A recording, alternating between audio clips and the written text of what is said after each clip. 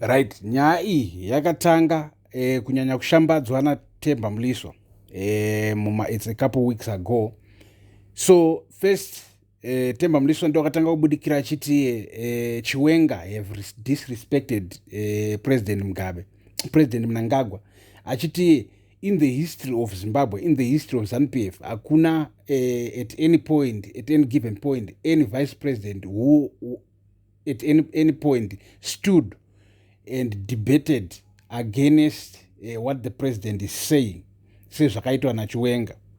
Handiti zviro kuti Chiwenga mumameetings anenge achimira kachiramba mamwe maagendas anenge achida kuiswa maagendas anofanana na2030 zvezvi Chiwenga ari kuramba zvinhu izvi according to information yatinayo, and Temba Mliswa ndo akatanga zvinhu. So zviri kunzi mukati meZANU-PF right now maanalysts emuZANU-PF even matop dog emuZANU-PF pane especially vari kupusha nyaya ya2030 vana ziyambi etc vari kuti Chiwenga unotori nemhosva yaari kufanira kutongegwa naMnangagwa to despise the president, to not respect the president.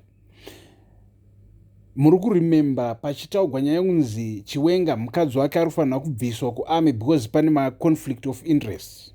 Zvaitaugwa pachena naTemba Mliswa nevamwe vake vachiti pane maconflict of interest because mukadzi waChiwenga kana ari kuarmy ari kuintelligence unenge achiuya achipa information isiri necessary to Chiwenga, who in this case is seen as an opponent of President Mnangagwa.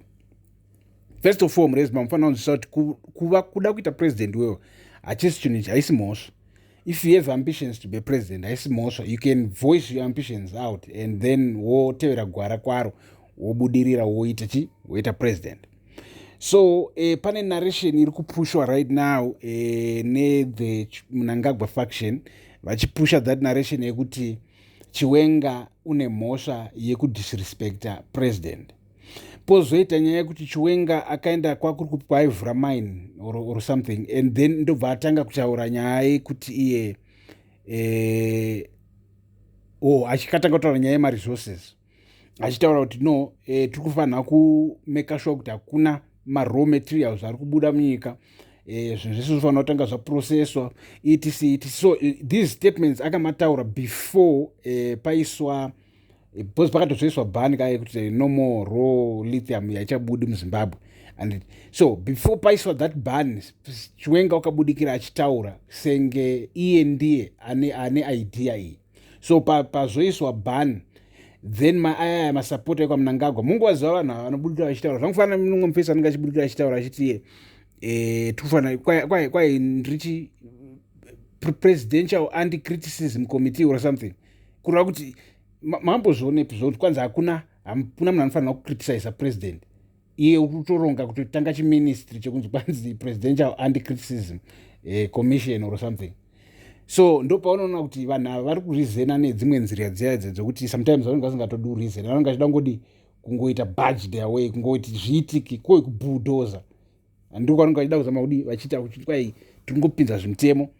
Ende ukarangarira pane statement rakatombokandwa naPresident Mnangagwa patova netime now rekunzi kwanzi tichange tichinja mutemo kuti nyika itongeke. So faction iyi yaMnangagwa right now vaiti Chiwenga akabudisa statement iroro sei because now he acts like he was the one who initiated the policy, of which iye behind closed doors waiziva kuti they have already planned kuti they will implement mapolicies akafanana nekuti no more raw minerals will be exported.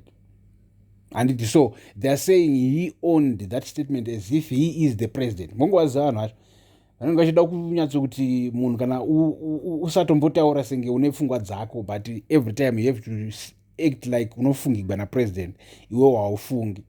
But so vanenge vachipa mukomana mhosva vari kupa Chiwenga mhosva right now muri maZimbabwe, but hatizivi kuti iwe kwamira papi. Do you think kuti imhosva dzekutonzi Chiwenga anganzi ane mhosva here idzi kana kuti kwekuri kungotamba napolitical games asina basa? But garai panapa paThe Mutapa Times mozviziva kuti hakuna kumwe kunhu kunoanalyzwa politics seThe Mutapa Times. Mugara muri tuned and subscribed.